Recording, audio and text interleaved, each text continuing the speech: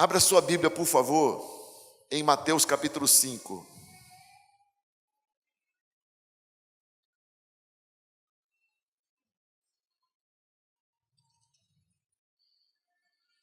Mateus capítulo 5.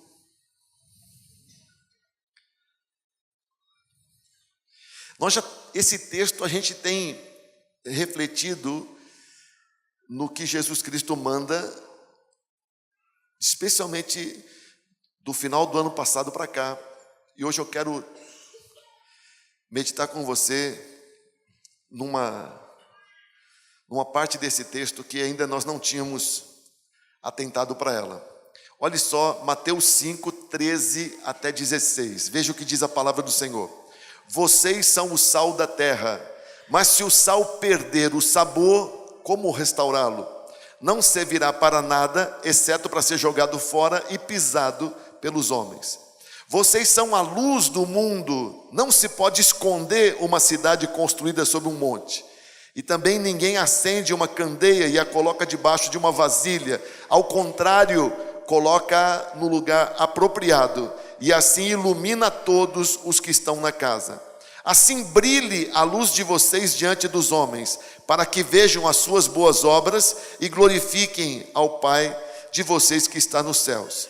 Olha de novo o verso 16. Depois de ele ter mandado a gente ser sal da terra e luz do mundo, Jesus diz no verso 16: assim brilhe a luz de vocês diante dos homens, para que eles vejam as suas boas obras e glorifiquem ao Pai de vocês que está nos céus. Jesus Cristo quer que nós sejamos luz para o mundo. Jesus Cristo quer que nós sejamos sal para a terra, ou seja, que a nossa vida aqui na terra não seja desperdiçada. Cada um de nós precisa ser influente, influenciador. Sal e luz não passam desapercebido. Se o sal está fora do saleiro, está misturado com alimento, se a luz está brilhando, não tem como desperceber. E aí Jesus diz no verso 16: que os homens vejam as boas obras de vocês, e vendo as boas obras de vocês, glorifiquem ao Pai. Ora, nós somos convocados pelo Senhor a praticar, a exercer nossa influência na terra com boas ações, com boas obras, com bons projetos, com uma atuação de vida que glorifique o nosso Pai. Meu Deus, irmãos, cada um de nós aqui tem um potencial muito grande para fazer diferença aqui na terra. Cada um de nós tem um potencial muito grande para fazer diferença aqui na terra. Você tem muito potencial, muita oportunidade e muito recurso para fazer diferença aqui na terra. Deus sabe quantas boas obras nós podemos fazer juntos e individualmente. E a nossa influência na terra será também através das obras boas que nós faremos, e faremos como servos e discípulos, e o nosso Pai vai ser glorificado, sim ou não? Impressionante aquele texto da palavra, quando Davi enfrentou Golias. O rei Saul deixou Davi ir, porque ele não corria risco nenhum.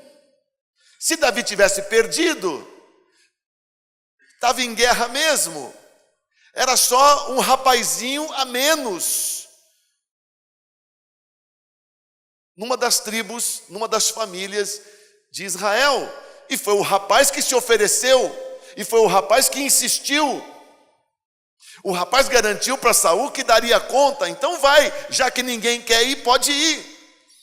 Mas quando a Bíblia conta que quando Davi venceu, duas vezes, a Bíblia diz que Saul fez a pergunta, primeiro para o auxiliar dele, depois para o próprio Davi, a mesma pergunta. Olha que interessante. Põe-se no lugar de Saul. Davi, o garoto, o jovenzinho ruivo, parecido com o Rafa, só que Davi tinha 17 anos mais ou menos. Aquela confusão toda, ele vence e com uma funda, uma pedra, depois com a espada do próprio Golias, lhe arranca a cabeça. E vem aquele ruivinho de gentil aspecto carregando aquele cabeção, pingando sangue. Você é Saul, o que você vai querer saber? O que te importa saber? Quais são as perguntas que você quereria fazer, sendo você Saul e vendo aquilo acontecer? Ninguém esperava, ninguém sabia quem era aquele moço. Que situação inusitada. Qual foi a pergunta que Saul fez? Primeiro para o auxiliar dele, para o comandante. Quem é o pai daquele moço? Quem é o pai daquele moço? E quando Davi chega, qual é a pergunta que ele faz para Davi? Como se chama seu pai? Como se chama seu pai? Interessante isso. O ato de heroísmo, a grandeza da coragem e da ação de Davi, desperta no rei o interesse de saber quem é o seu pai. Meu pai é Jessé, de Belém de Judá. Ah, Jessé de Belém de Judá. Pois Jesus está dizendo que se nós tivermos boas ações, o nosso Pai vai ser glorificado, o nosso Pai vai ser glorificado, o nosso Pai vai ser glorificado. Você nunca recebeu parabéns por alguma coisa boa que seu filho fez? Amanhã, 9h30 da manhã, eu vou estar na Unicamp, fazendo a matrícula do meu filho, no curso de Engenharia Civil da Unicamp. Amanhã, vou até tentar me oferecer para levar o trote no lugar dele. Dizer, gente, eu quero ser como Jesus. Corta o meu cabelo, mas não mexa no topetinho dele. Será que o pessoal aceita isso? Não. Corta o meio dele, né? Mas, ora, graças a Deus, nosso caçula vai estudar. Será, se Deus quiser, um engenheiro civil. E quando um filho seu tem uma conquista, você não se sente recompensado? Qualquer um de nós. E se o seu filho dá uma mancada, você se sente envergonhado. Pois Jesus diz, vocês com as boas obras que vocês vão fazer, sendo sal e sendo luz, o Pai vai ser glorificado, o Pai. E o Pai espera isso de nós. Ai, meu Deus do céu. O Pai investe tanto em nós. O Pai investiu tanto em nós. O Pai nos dá tanta excelência. Então o mínimo que Ele deve esperar de nós é boas ações. Você não deveria se permitir fazer nada de feio, porque tudo que você fizer de feio constrange, envergonha o nosso Pai. Você deve se importar em ser sal e ser luz, para que o Pai seja glorificado. Amém ou não amém? Boas obras. Olha para o irmão que está do seu lado e fala, boas obras, irmão. Você pode fazer muitas boas obras. Você pode fazer muitas boas obras. Você pode fazer muitas boas obras. Boas obras, irmãos.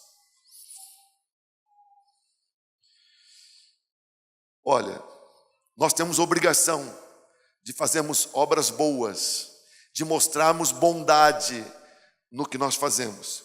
Agora, interessante, quando você estuda isso na Bíblia, depois que Davi se tornou rei, houve um momento em que ele fez uma obra boa e foi mal compreendido. Interessante, no capítulo 10 de 2 Samuel, do segundo livro de Samuel, tem a história de Davi fazendo uma coisa boa, muito boa, e a coisa boa que ele fez dando causa para uma guerra. Se você não lembra do texto, a Bíblia diz lá em 2 Samuel capítulo 2, verso 10, o rei dos Amonitas, um reino vizinho ao de Davi, o rei morreu. E o filho do rei, chamava-se Anum, sucedeu o pai. Davi, verso 2, Davi pensou: serei bondoso com Hanum, filho de Naás, como seu pai foi bondoso comigo. Davi precisou desfrutar inclusive da ajuda de Naás para cuidar dos pais dele, quando Davi temia que os pais dele fossem perseguidos por Saul. Então eu vou retribuir a bondade que o falecido teve comigo e vou mandar um consolo para o sucessor, para o filho do falecido rei dos Amonitas. Diz assim no verso número 2: então Davi enviou uma delegação para transmitir a Hanum o seu pesar pela morte do pai dele. Mas quando os mensageiros de Davi chegaram à terra dos Amonitas, os líderes amonitas disseram a Hanum, seu senhor: achas que Davi está honrando teu pai ao enviar mensageiros para expressar condolências? Não é nada disso. Davi os enviou como espiões para examinarem a cidade, a fim de destruí-la. Então Davi fez algo puramente bondoso, querendo enviar pêsames, condolências à família real dos Amonitas. Porém, gente má, os malvados dos conselheiros do rei disseram: isso não é nada de bondade, essa bondade não existe. Ele está mandando espiões para espionarem a sua capital, porque ele está de olho no que você tem. Ai, meu Deus do céu. O príncipe que agora se tornava rei acreditou. E aí o que ele fez com a comitiva de Davi? Olha só que maldade, verso 4. Então Hanum prendeu os mensageiros de Davi, raspou metade da barba de cada um deles, cortou metade das suas roupas até as nádegas e mandou embora. Quando Davi soube disso, enviou mensageiros ao encontro deles, pois haviam sido profundamente humilhados. Diga, profundamente humilhados. Sim, metade da barba raspada. Você sabe que os homens na época de Davi usavam barba, tinham que usar barba. Não ter barba era sinal de luto. Então o rei manda tirar metade da barba. Então os homens voltaram metade do rosto com barba, metade sem barba, e mandou rasgar as roupas deles, deixando as nádegas de fora. Os homens voltaram desse jeito, parecendo ridículos. A Bíblia diz que eles se sentiram profundamente humilhados. Veja que não eram quaisquer rapazinhos, eram embaixadores de Israel. Então, a bondade de Davi foi mal interpretada, e isso deu origem a uma guerra. Não obstante nós corremos esse risco, você corre o risco de você estar fazendo uma coisa boa, de você ter a intenção melhor, de você estar fazendo uma boa obra, mas a pessoa receber de uma forma ruim, e nem agradecer a você pelo que Davi deveria ter recebido. É um cumprimento, agradecimento. Pelo contrário, as pessoas ficaram ofendidas lá entre os amonitas pela bondade dele. Nós corremos esse risco, mas por causa disso não vamos fazer? Claro que não. Claro que faremos, porque Deus espera de nós. O perigo de ser mal compreendido não vai ser suficientemente forte para impedir você de realizar as boas obras que Deus espera que você faça, sim ou não? Até porque você faz as boas obras para agradar principalmente a Deus, ainda que as pessoas possam nem saber, nem reconhecer ou entender mal. Amém ou não amém? Deus espera que a gente faça coisas especiais aqui na terra, boas obras. Amém ou não amém? A Bíblia nos alerta para que a gente tome cuidado com obras infelizes. O mesmo potencial que eu e você temos para fazer coisas que glorificam a Deus, nós temos também para fazer coisas que deixam Deus triste e fazem Deus ser blasfemado, irmãos. Se você fizer coisas ruins, se você fizer coisas feias, se você se entregar a fazer obras infelizes aqui na terra, o nome do Senhor será ofendido. A primeira coisa que as pessoas falam é dizer, e diz que é crente, e é crente. Então, pelo amor de Deus, o teu chamado é para obras boas e não obras infelizes. Quantos estão entendendo? Longe de mim, por causa de atitudes minhas, escandalizar pequeninos do Senhor e deixar Deus triste.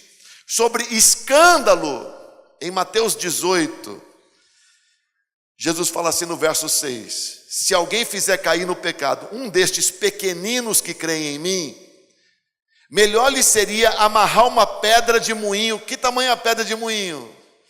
Deve ser uma pedra grande. Amarrar no pescoço e se afogar nas profundezas do mar. Jesus está dizendo isso com essa palavra drástica: não quero saber de escândalo de pequenino. Ai do mundo por causa das coisas que fazem cair no pecado. É inevitável que tais coisas aconteçam, mas ai daquele por meio de quem elas acontecem. Coisas feias que fazem pessoas se escandalizar. Que Deus nos livre. Sim ou não? Você e eu não somos chamados a fazer escândalo, a sermos escandalosos. Somos chamados para sermos motivo de glória para o nosso Deus. Você precisa tomar um cuidado muito grande com as suas ações, para que você não sirva de escândalo. Jesus diz: ai de quem provocar escândalo. Nosso chamado é para boas obras, influência pelas boas obras, para que o nosso Pai seja glorificado. Amém ou não amém? Influência para boas obras, pelas boas obras, para que o nosso Pai seja glorificado. Obras infelizes, não. Obras infelizes, não. Você não é filho de Deus? Então você não pode praticar obras infelizes. O apóstolo Paulo escreveu em 1 Coríntios 6, versos 6 e 7, sobre uma obra infeliz que acontecia em Corinto, que era irmão levar o outro para a justiça, irmão processar o outro no tribunal romano. O apóstolo Paulo disse: olha que vergonha, vocês não têm vergonha, vocês não têm vergonha, vocês não têm irmão que possa julgar a causa de vocês, tem que levar para ímpios. Tem que levar para os ímpios julgarem as causas de vocês. O apóstolo Paulo diz em 1 Coríntios 6, versos 6 e verso 7, que é um mau testemunho, irmão levar irmão para o tribunal. Imagina para o juiz, ateu, ou sei lá de onde, idólatra, ver um irmão com litígio com outro irmão. Que coisa absurda. Igreja contra igreja, irmão contra irmão, em tribunais ímpios. Quanto Deus fica triste com isso? Sim ou não? Que Deus tenha misericórdia. Você está movendo ação contra algum irmão em Cristo? É bonito isso? Procede isso?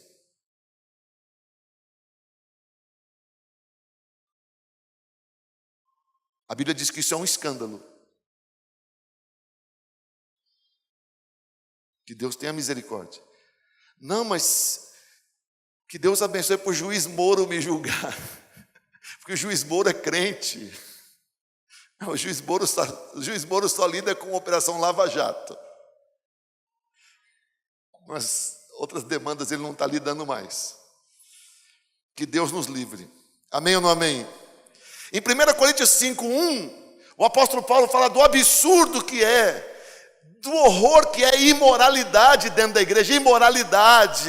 Imoralidade, obras infelizes, obras de imoralidade. Sabe o que é imoralidade? Sexual, adultério, envolvimento sexual ilícito, fornicação. Isso é um absurdo. O mundo tripudia da igreja porque isso acontece. Se você se dedica a viver como uma pessoa sem vergonha no meio da igreja, você está fazendo uma obra infeliz. E você quer que o mundo leve a sério a nossa fé, se ele olha para cá e vê gente imoral aqui dentro? Aí você diz: e o amor? Me ame. E você, pelo amor de Deus, será que você não pode ser sem vergonha? Quer viver uma vida de vergonha? E você não se incomoda que essa obra de imoralidade Serve de escândalo? Você não é crente, você não é filho de Deus? Como é que você vive em pecado e acha que está tudo bem? Por que a pessoa vai deixar o pecado e vir para a igreja? Se você vive em pecado dentro da igreja, está entendendo sim ou não? Sim ou não? Pelo amor de Deus, que os homens vejam as suas boas obras e glorifiquem o Pai. Pois o homem vê você vivendo em adultério, vê você fornicando, vê você vivendo como qualquer ímpio, consumidor de motel. E vai dizer o que do Pai? E vai dizer o que do Pai? Você vivendo uma vida imoral, o que ele vai falar do seu Pai? Vai falar o que do seu Pai? Então nós somos chamados a termos uma vida de boas obras. Só boas obras, está entendendo sim ou não? Ai meu Deus do céu.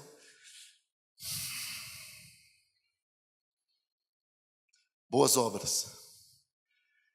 Viver uma vida de boas obras é viver uma vida em que você se recusa a fazer más obras.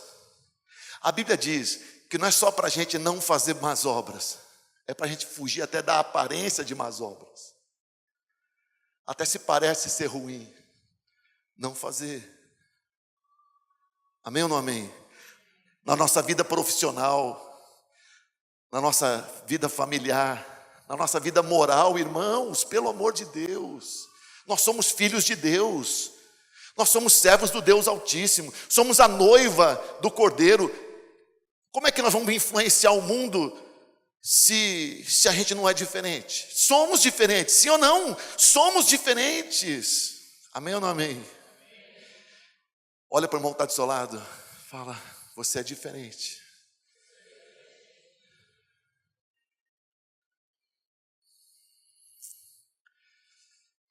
Boas obras, olha para esse irmão do seu lado, fala boas obras, não escândalo. Fala boas obras, não escândalo. Boas obras, irmão, boas obras. Como é que vai glorificar o Pai se você está vivendo na contramão?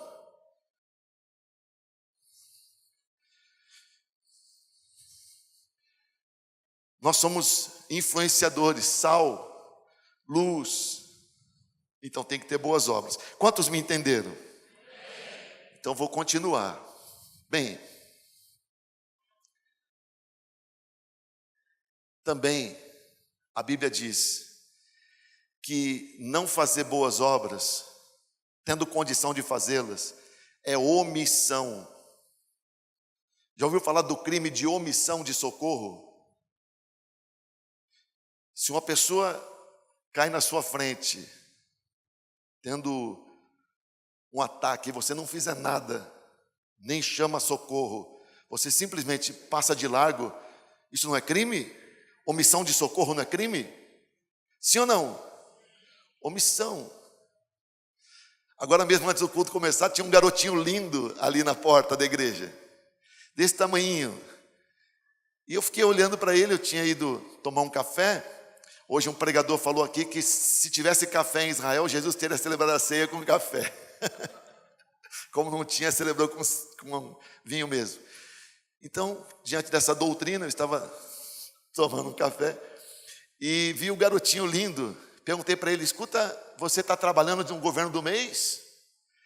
Que, aliás, hoje termina o mandato da geração Guerreiro de Davi, porque já estava virando a ditadura de tanto tempo que eles estão governando do mês, e começa o mandato da geração Josué. Amém, amigo? Já devia ter avisado, mas estava esquecendo já. Graças ao garotinho, eu lembrei. Então, que Deus abençoe a geração Guerreiro de Davi. Muito obrigado. Vocês serviram com muita excelência. Muita excelência. Eles chegaram a preparar jantar para mim e para a Valéria, depois do culto. Que saudades já do governo de vocês. Deram uma cesta de chocolate para a gente semana passada, porque a gente fez 30 anos de casado. Que bênção, hein? Obrigado mesmo, viu? Saudades mesmo já de você. Agora a geração Josué. Geração Josué vai fazer churrasco, depois passar o jejum. Agora eu vou ficar atiçando as gerações, não é? Para sempre melhorar essas boas obras. essas boas obras que vocês podem fazer. Hein, irmãos? Mas eu vi o garotinho ali na porta, desse tamanho, lindo o garotinho. E eu perguntei para ele, você está trabalhando no governo do mês? Ele não falou nada. E eu fiquei esperando para ver, perguntando para ele, cadê sua mamãe e o seu papai? E ele não falava nada. E eu fiquei ali do lado esperando para ver. Ué, não posso deixar um garotinho desse tamanho com o portão da igreja aberto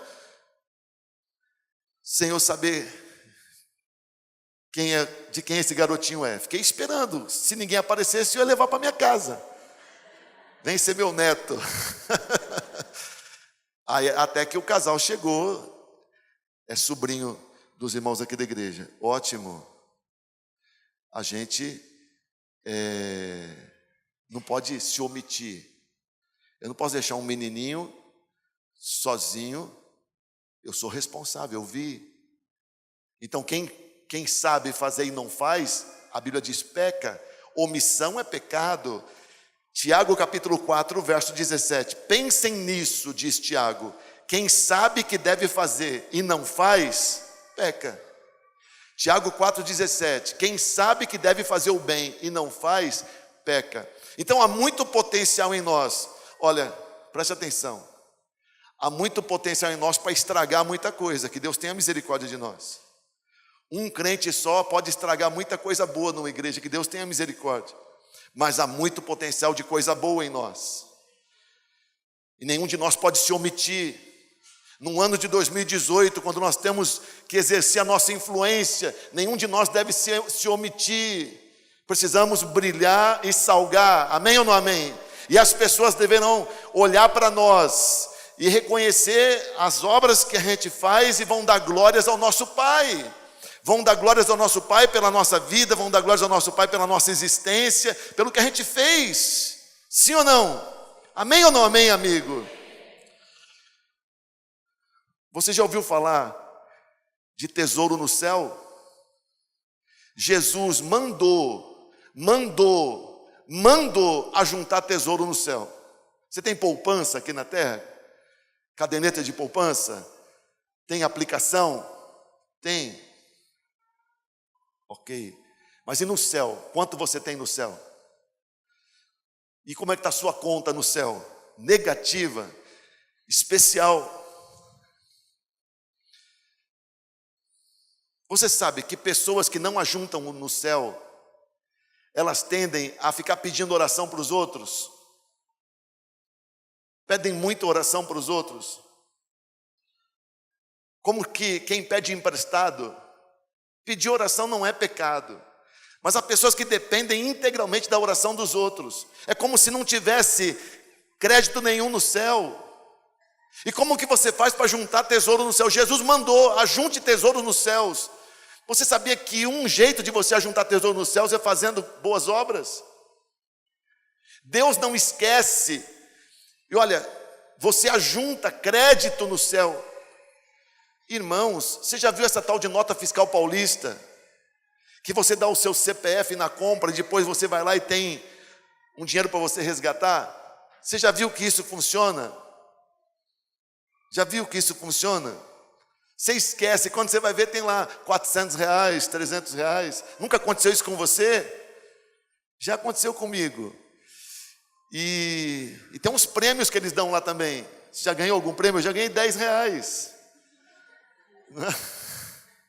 Nunca ganhei mais do que R$10.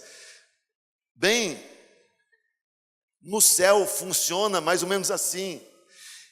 Todas as vezes que uma pessoa aqui na terra dá graças a Deus pela sua vida, você tem um crédito no céu. Isso é muito sério. Se alguém der graças a Deus pela sua vida, se alguém der graças a Deus pela sua vida, se alguém der graças a Deus pela sua vida, você tem crédito no céu. Você tem crédito no céu. É assim que funciona. Se você obedece a Deus, se você é canal de Deus para abençoar alguém, você alcança crédito no céu. Crédito no céu. E você pergunta, o que eu faço com o meu crédito no céu? Irmão, se você tem crédito no céu, você pode sacar. Quem tem crédito no céu faz saque. Que nem na nota fiscal paulista você escreve lá a conta que você tem. e manda, passados poucos dias, você vai no banco, está lá acreditado na sua conta, pois no céu funciona assim. Economia, essa palavra economia são duas palavras gregas, oikos e nomos. Oikos e nomos. Nomos é lei, leis, oikos é casa, leis da casa, pois há leis no céu, há princípios no céu, há uma economia do céu. E você ajunta recurso no céu quando você presta favor para Deus, quando as pessoas dão graças a Deus pelo que você faz. E você pode trazer para a terra coisas do céu. Você traz para a terra coisas do céu. Você entra no céu pela fé e traz para a terra. Como é que tem pessoas aqui na terra que são tão abençoadas a ponto de gerar ciúmes em quem não é? Como Isaac gerou ciúme nos filisteus. Tem crente que não pode nem ficar postando as bênçãos que tem para não gerar ciúme e às vezes até acusação, blasfêmia, etc. Por que essas pessoas são tão abençoadas? Porque semeiam, porque ajuntam e porque fazem saque. Fazem saque no céu, fazem saques. Então, fazer boas obras glorifica o Pai, mas também te enriquece. Cada pessoa que dá graças a Deus pela sua vida, você tem crédito no céu. E você pode ter tanto crédito que você até reparta com gente aqui da terra. Sim ou não, amigo? É assim que funciona, amigo.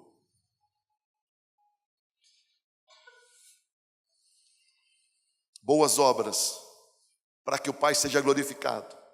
Ser sal e ser luz aqui na terra significa ser um praticante de boas obras. Amém ou não amém? Se você ficar vivendo, fazendo coisas infelizes, você está deixando de cumprir esse mandamento. A igreja precisa de gente que brilhe e que salgue. A igreja sofre quando tem gente que, em vez de fazer boas obras, faz o contrário. Em 1 Pedro 2,12, a Bíblia, Pedro, ele manda a gente ter uma vida exemplar aqui na terra.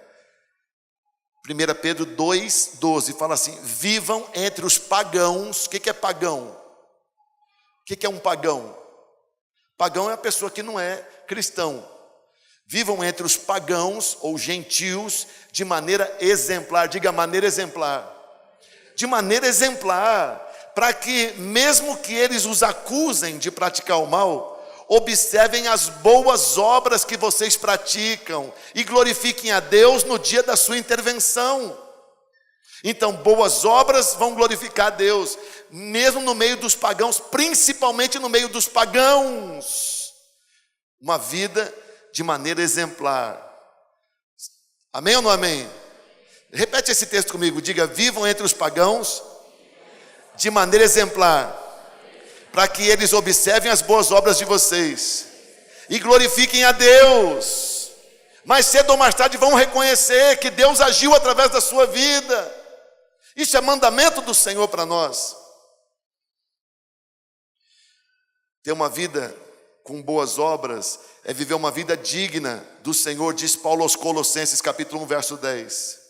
É isso, para que vocês vivam de maneira digna do Senhor, em tudo possam agradá-lo, frutificando em toda boa obra, crescendo no conhecimento de Deus. Frutificando em toda boa obra, diz Paulo, e desse modo agradando o Senhor, e desse modo vivendo uma vida digna do Senhor. Diga, vida digna do Senhor. O Senhor merece que você tenha uma vida digna, uma vida correta, uma vida como filho de Deus.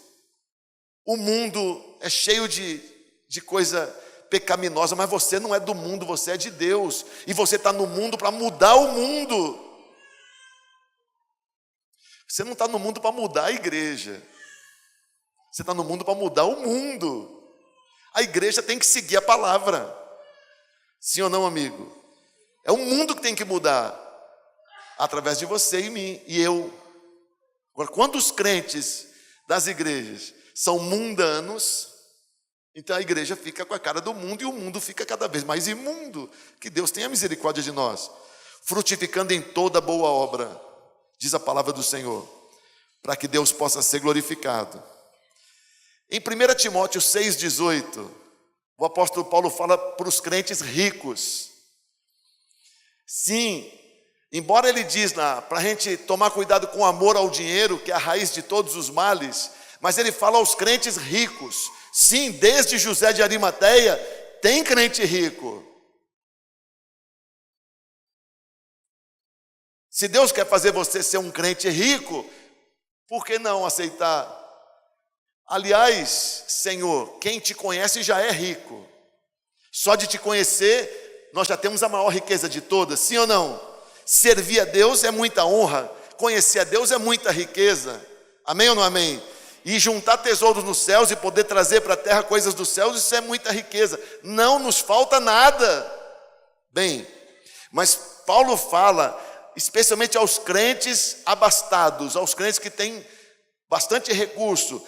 1 Timóteo 6,18. Ele diz assim, ele está falando para Timóteo, o pastor: ordene-lhes aos crentes ricos, dê ordem. Pastor, dê ordem. Já começa por aí. Você acha que pastor pode dar ordem? Pastor pode dar ordem para você? Ou pastor é só o que o pastor é para você? Eu gosto do pastor que parece com o Bozo, que faz eu rir. Alô, irmãozinho, o Bozo chegou. Se ele puder fazer eu rir. Não, eu gosto de pastor que conta história, comunicativo, e de preferência história que me emocione. Mas a Bíblia fala de pastor que manda você deixar de ser errático, manda você se acertar, manda você levar Deus a sério, manda você chegar na hora, manda você andar certo com Deus. Então Paulo diz, aí na sua igreja, Timóteo, manda os ricos. Aí você vai dizer, ih, meu Deus, coitado de Timóteo, porque se pobre já não quer pastor mandando, imagina rico. Pastor dando ordem para rico. Imagina o pastor tendo que chamar a atenção de um rico porque ele está fazendo coisa errada. A gente não tem aqui todo mundo é rico, mas eu sei de igreja por aí que tem gente muito mais próspera do que, e que muito do sustento da igreja depende de poucas pessoas, que os pastores ficam na mão dessas pessoas.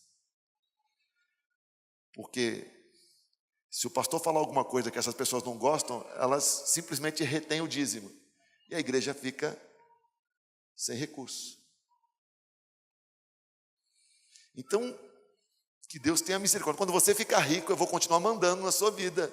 Em nome de Jesus. Nunca vou mandar você fazer nada para mim, mas para Deus. Então você, sim ou não? Quando você ficar rico, você continua humilde, hein, Nelsinho? Você que é um cara que eu acho que você vai ficar rico. Continua bonzinho, tá? Amém? Muito bem, todo feliz ali, ó. Eu recebo. Quando eu falei que ele ia ter mais um filho, ia chamar Paulo Rogério, ele disse, está amarrado. Olha como ele é esperto, né? Ordene aos ricos que pratiquem o bem e sejam ricos em boas obras, generosos e prontos para repartir. Olha para o irmão que está do seu lado e fala, você vai ser rico. Então esse mandamento é para você. Trata de praticar o bem. Seja rico em boas obras. Seja generoso. E seja pronto a repartir. Sim ou não, amigo? Então, quanto mais Deus te der, pois mais boas obras você vai praticar. Pronto para repartir. Rico em boas obras. Generoso. Que Deus te faça próspero e cada vez mais próspero para isso acontecer na sua vida. Amém ou não amém? Em Tito, Paulo lembra que tem que começar no púlpito. Você, Tito, é o pastor aí em Creta. Então você, em tudo, seja você mesmo um exemplo para eles, fazendo boas obras. Em tudo seja um exemplo fazendo boas obras. Em tudo seja um exemplo, fazendo boas obras, começando por você, que é líder na igreja. Amém ou não amém? E por fim, eu quero ler com você só mais um texto, Hebreus capítulo 10, verso 24. Olha o que a Bíblia diz que a igreja deve fazer. Hebreus 10, 24. Exatamente o que nós estamos fazendo aqui agora. Hebreus 10, 24 diz assim: e consideremos uns aos outros, para nos incentivarmos ao amor e às boas obras. Fala para o irmão que está ao seu lado: você é importante, irmão. Eu te considero, porque você me incentiva ao amor e às boas obras. Sim, então a Bíblia está dizendo em Hebreus 10, 24, nós temos que nos valorizar, porque na igreja nós nos incentivamos ao amor e às boas ações, às boas obras, as obras que vão glorificar o nosso Pai e que vão nos enriquecer. Verso 25, não deixando de reunir-nos como igreja, segundo costumes de alguns. Você não pode faltar na igreja, irmão, diz o verso 25. Desde aquele tempo tinha crente com mania de faltar na igreja. Não falte, porque quando você vem à igreja, você está sendo estimulado a se manter firme no amor e a praticar boas obras. Crente que falta muito na igreja vai esfriando e acaba fazendo coisa errada na vida. Em vez de fazer obra boa, faz obra infeliz. Em vez de ter obra que glorifica a Deus, vai ter obra que escandaliza. Então precisamos estar na igreja, porque o que está acontecendo aqui hoje é importante para nós, sim ou não, amigo? Você vai sair daqui hoje com a sua vida acertada. Em nome de Jesus. Quantas boas obras nós podemos fazer nessa cidade, meu Deus. E quanto mais a gente fizer, nosso Pai vai ser glorificado. Sim ou não? Olha só o que aconteceu. Eu esqueci, meu Deus. Esqueci de uma coisa. Duas coisas que eu vou lembrar de falar agora. Eu ia passar um vídeo. Eu mandei lá para Hortolândia o vídeo e esqueci de passar aqui. Fica para outro dia. Mas eu recebi um vídeo essa semana dos PMs de Cristo. E amanhã cedo mesmo, antes de ir para a Unicamp, eu vou estar lá com os PMs do batalhão aqui, perto da igreja. Toda segunda-feira a gente tem um tempo lá, uma benção. Olha só, uma pessoa tinha levado uns tiros e o PM foi atender a pessoa e enquanto o socorro não vinha, a ambulância não vinha, esse PM estava com as mãos sobre os ferimentos para conter o sangramento desse homem. E alguém estava filmando a ação do PM, crente o PM. O homem baleado estava sucumbindo. O vídeo que eu ia passar é a reportagem da TV, tratando o PM como um herói. Sabe por quê? Porque o PM depois diz, quando eu vi que ele ia morrer, a única coisa que eu podia fazer era orar por ele. E o PM faz uma oração, ele diz assim, Senhor Deus, eu sei que eu não mereço nada do Senhor. Ele se humilha na oração. Eu acho que ele estava meio, achei que ele estava meio, andou faltando em culto. Mas ele diz assim, Senhor, eu sei que eu não sou bom em nada, que eu não tenho, que a minha conta está meio fraca aí em cima. Mas tem misericórdia desse homem, não deixa ele morrer. E ele ora. Ele não sabia que estava filmando. E depois ele conta na reportagem, porque vão entrevistar ele, ele diz, eu vi que o homem ia morrer, que ele não tinha mais forças. E eu vi que quando eu orei por ele, o homem recobrou esperança. Chegou a ambulância, levou o homem para o hospital e o homem se salvou. E aquele vídeo que alguém filmou o PM orando com o homem que ia morrer, foi para a rede social e virou reportagem na TV. E a TV tratou o PM como um herói, E fizeram a reportagem mostrando que ele foi no hospital, ele abraçou o homem que se salvou, o homem dizendo que se salvou porque o PM orou por ele. E o PM virou herói. O vídeo dele está aí correndo nas redes sociais. Virou exemplo para todos os PMs aqui do nosso estado, porque foram o pessoal dos PMs que mandou esse vídeo para mim. Ei, olha só, orar por uma pessoa que está morrendo pode virar notícia no Brasil inteiro. Quem aqui não tem condição de fazer uma oração dizendo para Deus: Deus, eu estou com a minha conta fraca em cima, mas tem misericórdia desse homem que está morrendo e não deixa ele morrer. Aliás, esse PM, olha, se fosse um PM qualquer, teria deixado ele lá estrebuchando. Ele botou as mãos dele em cima do homem e estava prendendo para conter o sangramento. E quando viu que o homem ia morrer, orou. Glórias a Deus. Mas qualquer um de nós pode se prestar a isso. Qualquer um de nós pode se prestar a isso, sim ou não, irmãos? Quero dizer para você que terça-feira foi aquela bênção, aquele culto lá na Concha. Depois do culto, eu orei com o funcionário da prefeitura que cuida da Concha. O homem estava quebrantado. Ficou de ir na minha célula, irmãos. Se dispôs a ir na minha célula. E sabe o que ele me disse? Ele falou para mim: vocês são diferentes. Ele disse: teve um show de rock aqui semana passada. Quando terminou o show, ele falou assim: vocês usaram aqui hoje, não tinha uma polícia.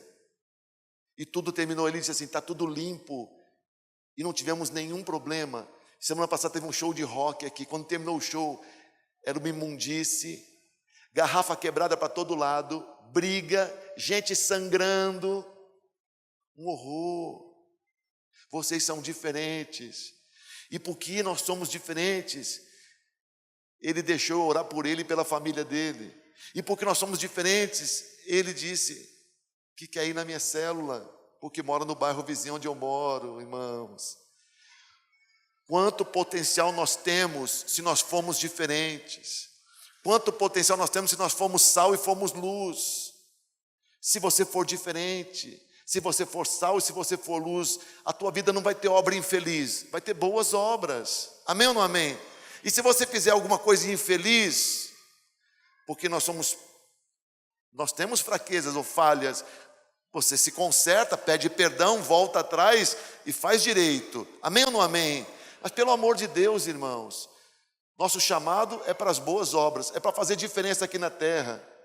40 milhões de crentes, irmãos.